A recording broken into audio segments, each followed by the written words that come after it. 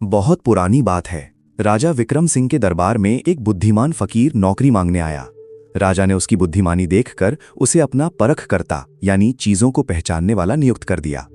एक दिन राजा ने अपना सबसे कीमती हीरा फकीर को दिखाया और पूछा, बताओ इस हीरे की क्या खासियत है? हुजूर, गुस्ताखी माफ हो, पर यह हीरा नहीं बल्कि एक मामूली कांच का टुकड़ा है।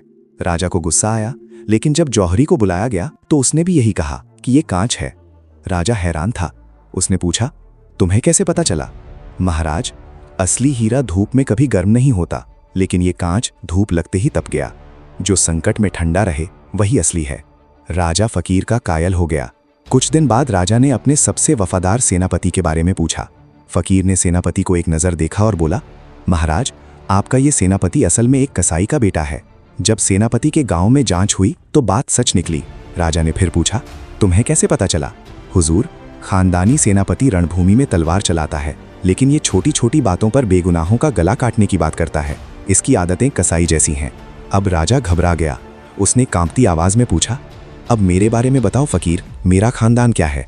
फकीर ने कहा, महाराज, आप भी किसी राजघराने के नहीं बल्कि एक साधारण किसान के बेटे हैं। राजा सन्न रह गया। जब उसने अपनी बूढ़ी माँ से अकेले में पूछा तो माँ रो पड़ी और बोली, बेटा, असली राजकुमार बचपन में ही मर गया था। राजवंश बचाने के लिए मैंने एक किसान के बच्चे को गोद ले लिया था। वो तुम हो। राजा ने फकीर से पूछा, आखिर तुमने मुझे कैसे पहचाना? महाराज, मैंने आपको इनाम देने के तरीके से पहचाना। एक राजा खुश होकर स्वर्ण मुद्राएं देता है, लेकिन आपने मुझे सिर्फ अनाज और गुड़ दिया, जैसा एक किसान सोचता है। सीख, इंसान की पहचान उसके ऊंचे सिंहासन या खानदान से नहीं बल्कि उसकी आदतों और व्यवहार से होती है। अगर बात दिल को छुई हो तो सब्सक्राइब जरूर करें।